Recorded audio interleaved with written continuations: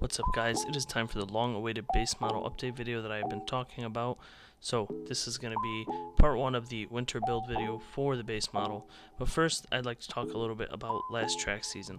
So as we all know, 2020 there was the coronavirus pandemic, so I only did 2 track days in my ND Miata before I sold it. These were track days that I purchased before the pandemic stuff had started. And when I went to do a track day in the base model, I actually ended up frying an injector driver a couple weeks before it was supposed to go to the track.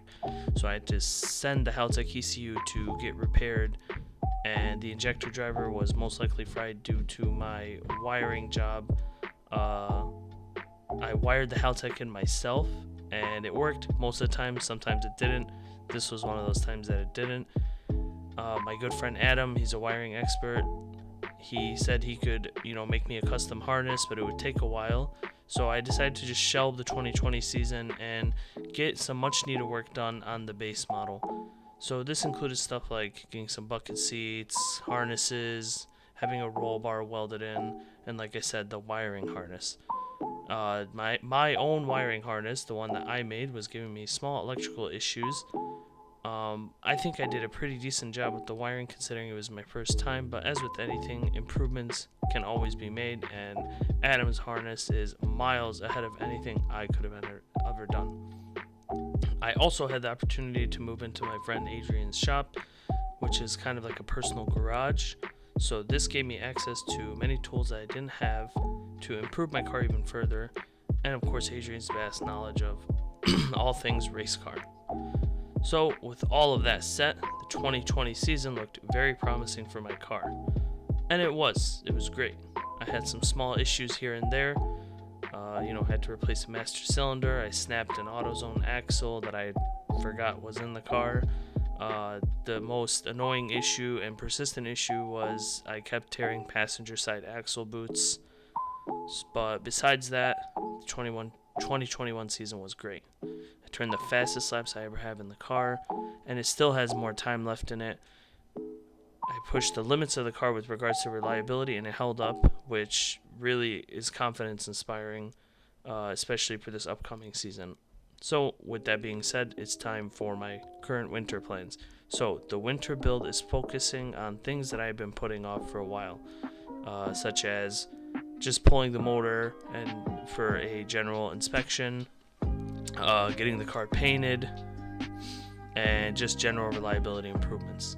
So we started by pulling the engine for inspection, and I also wanted to replace the trans because my second gear grinds in the trans. Along with that, I wanted to clean and paint my engine bay and make any changes in there that would be difficult or even impossible with the engine in there. And this of course includes painting the engine bay, cleaning the axle grease that was flung multiple times all over. So as you can see, the engine bay and the subframe is just a complete mess. I think I tore about 3 axle boots, so that's 3 axle boots worth of grease just kind of gathered up in there. I don't even think the camera could accurately capture how much grease was in there. The boots that I tore were all used Mazda speed axles from Gen 1, so a 2008-2009 car. So I'm just going to assume that the rubber being almost 15 years old, potentially dry rotted, and then the heat from the radiant heat from the downpipe is what caused these boots to tear.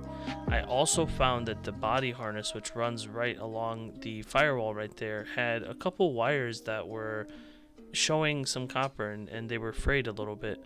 And if you don't know, my car has been on fire 4 times, so the harness looked a little melted. I'm assuming that there was some kind of damage from the fire, and this also could have been a contributor to some of my electrical issues that I was experiencing.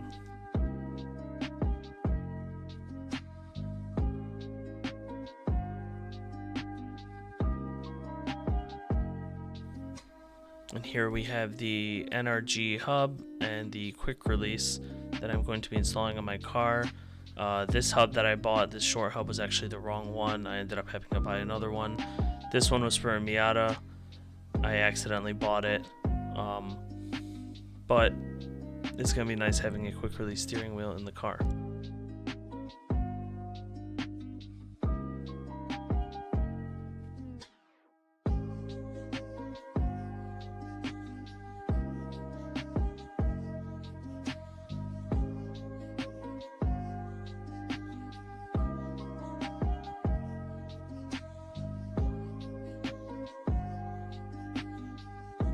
here we are starting some body work on the car with Adrian as our lead body expert. As I said, he has the vast knowledge of everything race car, but I will save all the body stuff for the next video. So thank you guys so much for watching, and I'll see you in the next one.